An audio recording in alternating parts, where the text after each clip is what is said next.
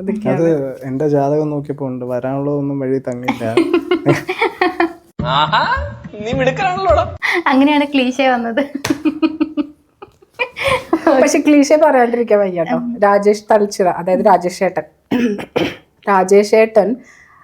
രാജേഷ് ഏട്ടൻ എനിക്ക് ചെയ്ത ഏറ്റവും വലിയ പുണ്യമാണ് സത്യം പറഞ്ഞ നോട്ട് ക്ലീഷേ ബട്ട് ക്ലീഷേ എന്ന് പറയുന്ന ഈ സീരീസ്. എനിക്ക് പുള്ളിയുടെ അടുത്ത് ഒരുപാട് നന്ദി മനസ്സിലുണ്ട്. ശരിക്കും കാരണം നമ്മളൊരു സംഭവം ചെയ്യുമ്പോൾ പോലും ഇപ്പം മറ്റ് പല രീതിക്കുള്ള ഡയറക്ടേഴ്സ് ആണല്ലോ. ഇപ്പം ഓരോരുത്തർക്കും ഓരോ ക്യാരക്ടറാണല്ലോ, അവർ ചെയ്യുന്ന രീതി അങ്ങനെ തന്നെ ചെയ്യണം. മറ്റേത് ചേട്ടന് പെർഫെക്ഷൻ വേണം എന്നുള്ളത്. പക്ഷെ നമ്മുടെ ഭാഗത്ത് നിന്ന് എന്തെങ്കിലും ഒരു ഇത് വരുമ്പോഴത്തേക്കും നമ്മളെ ഡീമോട്ടിവേറ്റ് ചെയ്യാതെ വരും, അത് ചെയ്യും. ആ ഒരു കാംനെസ്സിനെ നമ്മളെ വീണ്ടും അത് ചെയ്ത് നമുക്കത് എന്താണെങ്കിലും അത് ചെയ്ത് കൊടുക്കണം എന്നുള്ളൊരു ഇത് നമുക്ക് ഉണ്ടാവും. അത് ഞാൻ അതാണ് പറഞ്ഞത്, സൂസു ചെയ്ത ആദ്യത്തെ ഒരു 3 മാസം എന്ന് പറയുന്നത് എനിക്ക് ഭയങ്കര സ്ട്രഗ്ലിങ് പീരീഡായിരുന്നു. അപ്പോൾ ആ സമയമൊക്കെ എന്നെ ഇങ്ങനൊരു ഡയറക്ടർ സപ്പോർട്ട് ചെയ്യാന്ന് പറഞ്ഞത് വലിയ കാര്യമാണ്.